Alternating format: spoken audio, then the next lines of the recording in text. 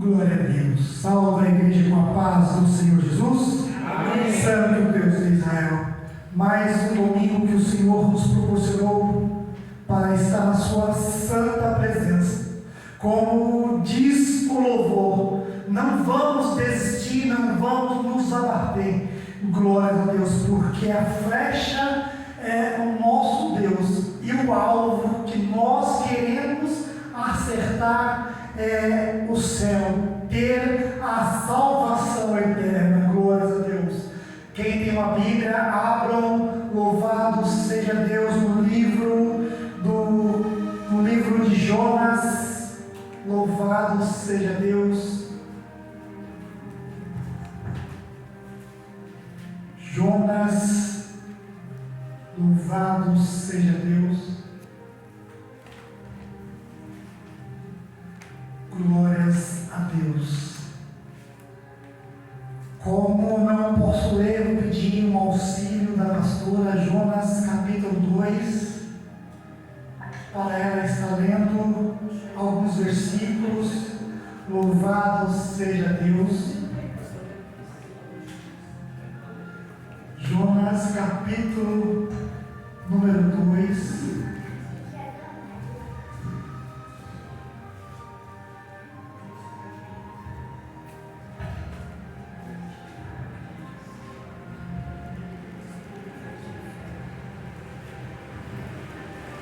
O título é A Oração de Jonas.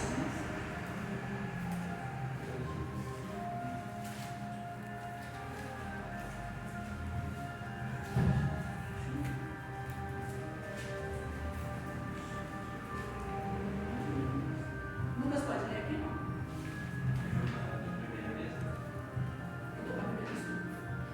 E orou Jonas ao Senhor, seu Deus, das entranhas do peixe, e disse: na minha angústia clamei ao Senhor, e ele me respondeu. Do ventre do inferno gritei, e tu ouviste a minha voz, porque me lançaste no profundo, no coração dos mares, e a corrente das águas me cercou. Todas as suas ondas e todas as suas vagas têm passado por cima de mim. E eu disse: lançado estou diante dos teus olhos, todavia tornarei a ver o teu santo templo.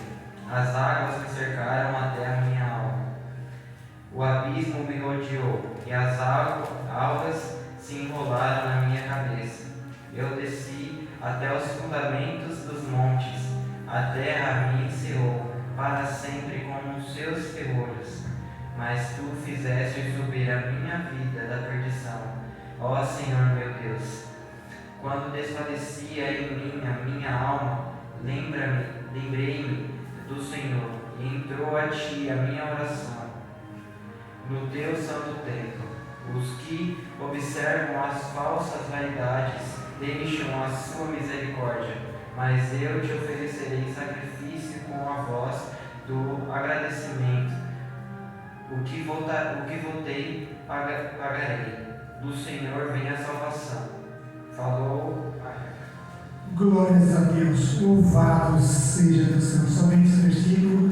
Podem se assentar. Eu quero começar frisando de que às vezes nós queremos nos espelhar em grandes profetas, em grandes pessoas que passaram através dos séculos a qual o Senhor constituiu. Muitas vezes nós nos pegamos em uma determinada oração, a oração de Daniel. Nós nos pegamos na oração de Daniel e falamos: eu vou fazer a oração de Daniel 21 dias, eu vou fazer 21 dias de jejum,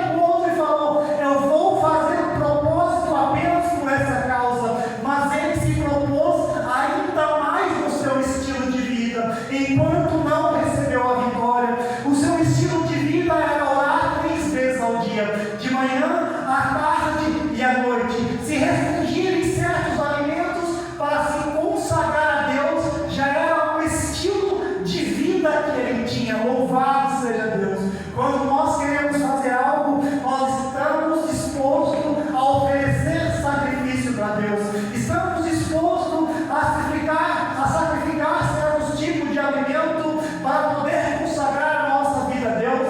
Estamos dispostos a deixar a carne, o café, o arroz, o feijão e simplesmente comer legumes e frutas e beber apenas água, como Daniel fez, para se lançar em propósito. Louvado seja Deus! Nós falamos, eu consigo, mas o primeiro, o segundo dia nós conseguimos, mas o terceiro dia em diante, a carne vai fraquejando, o espírito vai desfalecendo, porque o estilo de vida que Daniel impôs para ele é diferente do nosso estilo de vida. Se você quer agradar a Deus, se você quer chegar no propósito, faça para você um propósito a qual Deus se agrade e que o Senhor diga: eu estou nesse propósito, e que você consiga ir até o fim. Louvado seja Deus!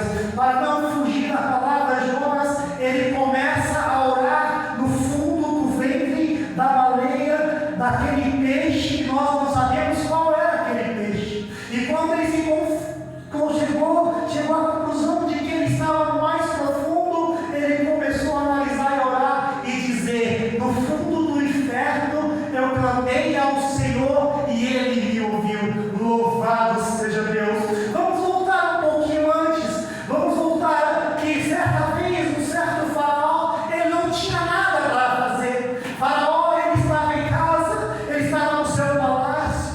Ele decidiu então chegar na varanda do seu palácio e começou a observar o seu povo. E daí ele começou a contar, a procurar os seus soldados, os seus servos, e ele começou a perceber que a cidade, o povo de Jerusalém, o povo de Deus, estava em grandes números que encobriam o seu povo, que encobriam os seus soldados.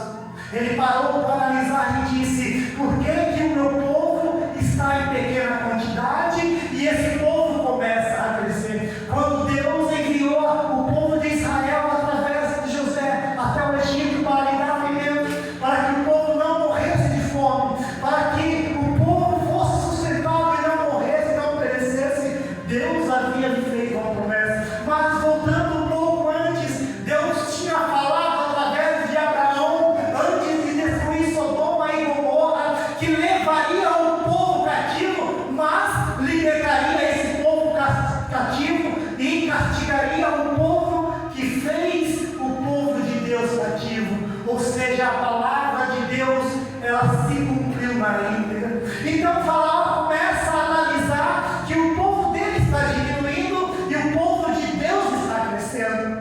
E ele começa a ficar temeroso, ele começa a ficar com medo. Então ele chega a seguinte conclusão: ele chama os seus escribas, ele chama ali os seus ministros, ele chama os seus soldados e diz: olha, eu estou dando uma ordem e que essa ordem seja executada imediatamente, que todo filho homem que acabar de nascer até uma determinada idade seja tirado de suas casas e sejam executados, que sejam mortos, porque esse povo está crescendo e vai tomar a nossa terra, vai tomar o nosso ouro, vai tomar a prosperidade que muito eu tenho. Então começaram aqueles soldados a sair, a invadir as casas, a tomar crianças da mão de mãe, da mãe de pai, começaram a chegar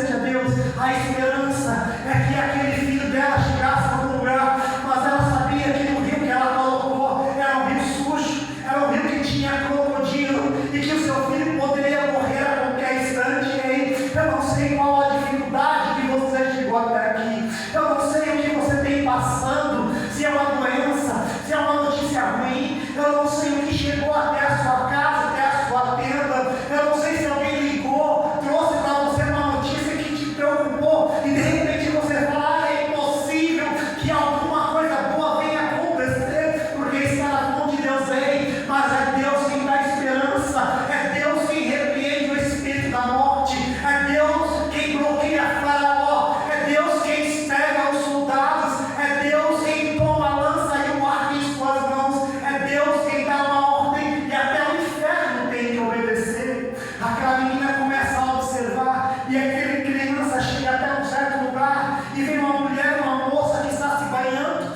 vê uma criança, uma cesta e ouve um choro. Ela vai até aquele local e diz, nossa, é uma criança, alguém colocou a criança aqui, eu vou pegar essa criança para mim. Mas uma vez, mais uma vez, Satanás vem nos seus ouvidos e diz, olha, essa criança é filha de um hebreu, essa criança é hebreu, mata ela, entrega para o seu pai, ou joga no rio, para que os crocodilos venham se alimentar com ele. Mas aí Deus colocou o amor e colocou um olhar de misericórdia naquela mulher, que ela olhou para aquela criança e diz, essa criança vai ser meu filho, essa criança eu vou cuidar como se fosse meu, pode não ser do meu sangue, pode não ser da minha geração, mas eu vou cuidar como se fosse meu, porque se chegou até aqui, é porque Deus tem propósito para essa criança e tem propósito para mim. Louvado seja Deus. Então toda a artimanha maligna do diabo, de Satanás, foi tirada até ali. Louvado seja Deus. E aquela criança chega até o palácio e ali o faraó começa a dizer, por que você está com essa criança? Aquela moça diz, olha, foi Deus que enviou até mim. Se Deus enviou, é porque tem alguma coisa, algum propósito nisso. Faraó, contra a sua vontade, deixa aquela moça ficar com aquela criança. Louvado seja Deus. Satanás, de todo o seu jeito, de toda a sua artimanha, de um jeito ou de outro, ele tenta desfalecer a sua fé, tenta desfalecer a minha fé, tenta tirar a nossa esperança, dizendo, olha, você não é capaz de progredir, você não é capaz de conseguir um cargo maior na empresa onde você está, você não é capaz de entrar para a firma para conseguir um salário melhor, você vai ter que ficar nessa sua vida que você está medíocre, você vai ter que ganhar pouco, se matar, você vai ter que ver as pessoas prosperando e conquistando e você não vai. Mas aí você e eu dizemos, olha, se o Senhor me trouxe até aqui, se o Senhor me deu vida, me trouxe fôlego de vida para viver mais um dia, é porque Ele tem algo na minha vida, é porque Deus tem um propósito na minha vida e na sua vida.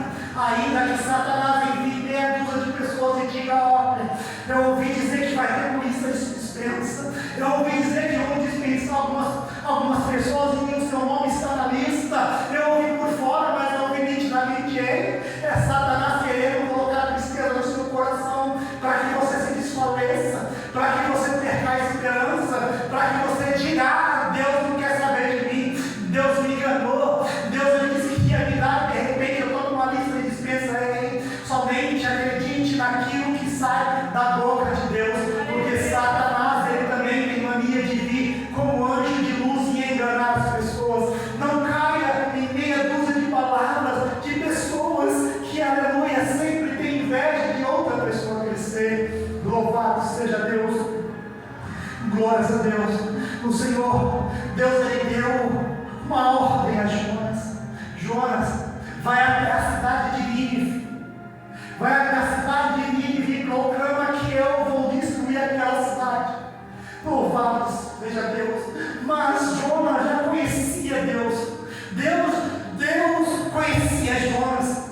Jonas, ele simplesmente, ao invés de ir para Nínive, ele comprou uma passagem para Tarsis, porque ele sabia que Deus iria perdoar aquele povo. E Jonas, ele não queria simplesmente entrar por aquela cidade e dizer, olha, Deus vai matar, Deus vai destruir, de repente nada acontecer, e Deus não destruir, vier com misericórdia, com graça naquela cidade. porque Deus disse que ia destruir e não destruiu. Deus, ele tem os seus meios, os seus propósitos. Deus tem um jeito de trabalhar que nós não entendemos. Louvado seja Deus. E aí, quando Jonas está no navio, começa a vir uma grande tempestade, lança um sorte e cai sobre ele. Ele fala: olha, eu sou o causador, o Senhor me mandou. Então ele lança ao mar que essa tempestade vai passar. E quando ele é jogado ao mar, Deus é tão misericordioso com Jonas que não deixou ele se afogar, não deixou ele morrer. Enviou um grande peixe que abocanhou ele e levou até o vento e começou a andar com ele. E nesse tempo que Jonas esteve dentro da barriga, ele começou a analisar a situação, porque ele estava ali às vezes com Deus. Ele chegou à conclusão: do fundo do inferno eu clamei a Deus. Ou seja, ele reconheceu que a escuridão fazia parte do inferno. Ele reconheceu que Deus é majestoso, misericordioso, e que se clamar a Deus, Deus irá lhe perdoar. E ele reconhece que ele fugiu de uma situação que Deus enviou para ele fazer e ele não fez. Louvado seja Deus. E quando ele começa a se arrepender, quando ele começa a dizer para Deus que se arrependeu, ele clama pelo favor e pelo perdão de Deus. Então Deus dá uma ordem para que aquela grande peixe ele saia e abra a sua boca e cuspa Jonas. E quando Jonas se dá, ele vê a luz do dia e ele olha para a cidade e ele fala: eu vim parar em Nínive, não tem como eu fugir, porque eu tentei fugir para uma cidade.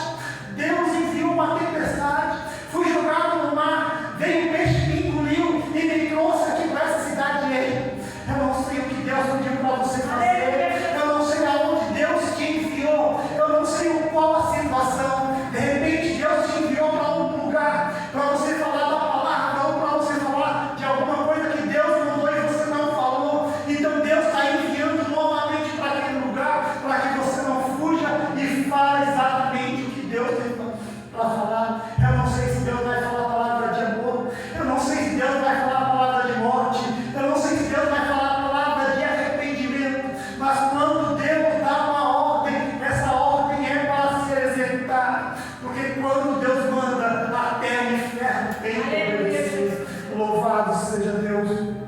Aquela criança cresce, se torna um homem de guerra, contra a vontade do faraó. Ele aprende a escrever, aprende a ler, se torna um homem de guerra, começa a lutar com espada, ele aprende tudo que tem que aprender. Mas um certo dia, ele já sabendo que era da geração dos hebreus, ele começa a observar, ver o seu povo sendo maltratado. Ele vai e mata um homem, e aí fala: desmatou um homem, então agora eu te pego. Satanás só quer uma oportunidade para tirar de você aquilo que Deus te deu. E aí ele dá uma ordem e diz: pega Moisés e mata. Faz com ele a mesma coisa que ele fez com o soldado. Ele tentou encobrir, mas louvado seja Deus, sempre tem alguém observando o que eu e o que você fazemos, seja de bom ou seja de ruim. De bom ninguém vai comentar, mas de ruim as pessoas vão comentar para tentar nos envergonhar. Louvado seja Deus. E aí Moisés sai correndo, vai parar numa terra estranha, numa terra que ele não conhece. Ali ele faz filhos, tem família. Louvado seja Deus. E ele esquece que o seu povo estava sofrendo, até que certo dia Deus coloca uma sarça ardente, e ele, como curioso, ele vai até aquele lugar e Deus fala com ele: Moisés, tira a sandália dos seus pés, porque o lugar que tu estás santo. Quando entrarmos na presença de Deus, devemos tirar as nossas sandálias e ser humilde perante Deus, nunca pedindo, mas sempre agradecendo, nunca pedindo, mas sempre se humilhando, nunca pedindo, mas sempre se humilhando diante de Deus e confessando os nossos pecados. Ah, como é difícil confessar o pecado. É difícil confessar o pecado do homem, é difícil confessar o pecado para a mulher, mas não é difícil confessar o pecado para Deus, porque Deus tudo vê, tudo faz. E aí Deus diz para Moisés: Moisés, o meu povo está sofrendo, volta lá. Mas Senhor, Faraó quer me matar. Ei Moisés, eu estou mandando você voltar, porque aquele Faraó que queria sua morte, ele não está mais vivo. Ei, às vezes as circunstâncias da vida nos levam em certas situações, em certos lugares do nosso passado que nós não queremos estar, que nós não queríamos reviver, mas às vezes Deus nos leva para o passado para fazermos as pazes com o passado. Para que possamos prosseguir em frente, é necessário fazer as pazes com o passado, abençoar quem nos abençoou. Louvado seja Deus, ainda que nosso coração seja contrário, devemos abençoar as pessoas que tanto nos fiz mal, para que possamos ser abençoados. Moisés volta para aquela terra, para aquele lugar. Louvado seja Deus, e vê a situação pior do que já estava. Quando Jonas começa a caminhar por aquela cidade, ele começa a entender de que a vontade de Deus, ela sempre irá prevalecer. Aleluia. A vontade de Deus, a nossa vontade, sempre vai se combater, sempre vai entrar em atrito. Mas quando a vontade de Deus é a nossa vontade, então pode ter certeza que tudo vai dar certo. Mas quando a nossa vontade é contrária à vontade de Deus, então as coisas vão dar errado, até o momento que aceitarmos que a vontade de Deus, essa prevalece. Porque Deus não vai fazer na nossa vida nada que vai trazer tristeza, nada que vai tirar a paz, nada que vai tirar o sono, nada que vai tirar a alegria, nada que vai deixar a gente sem sono. Louvado seja Deus, as coisas de Deus, ela vem para ser perfeita, trazer paz, prosperidade, calmaria, nos abençoar e abençoar as outras pessoas. Eu creio. Jonas começa a entrar por aquela cidade anunciando: olha, Deus vai destruir Nínive, Deus vai destruir Nínive. A reação de Jonas é que quando ele falasse, fogo do céu começasse a cair para derrubar e destruir aquela cidade.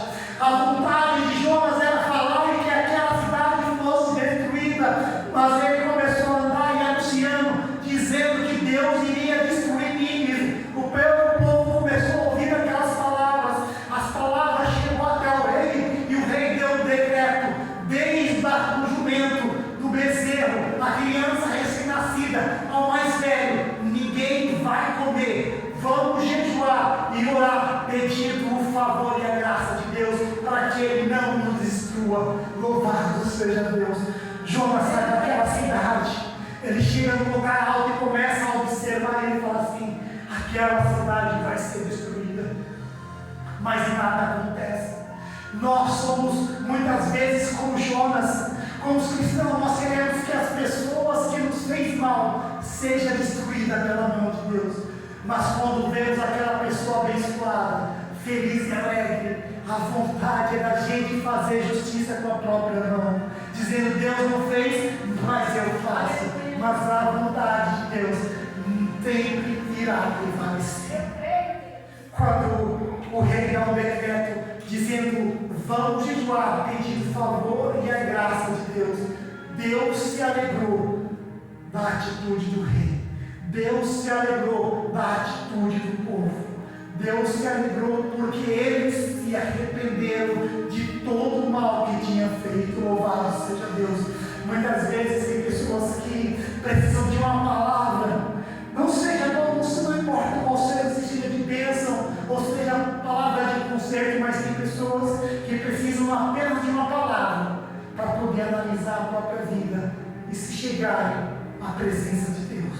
Louvado seja Deus. Jonas chega no alto e começa a observar. Ele começa a olhar e ver que nada aconteceu. Ele começa a ver que não está caindo fogo do céu. Ele começa a perceber que aquela cidade está inteira. E ele começa a ficar triste e ele descansa debaixo do pé de arvoreira. E ele diz: eu vou morrer porque é melhor morrer do que ter vindo aqui. E aí vem uma sombra sobre ele, ele se alegra porque estava muito calor. E Deus fez ali uma sombra que acalmasse, que não trouxesse o sol sobre a cabeça e morresse. Ele se alegrou. Mas aí ele ficou acomodado demais. Ele ficou tão acomodado que Deus teve que tirar aquela arvoreira, colocou um bicho que comeu toda ela e ele novamente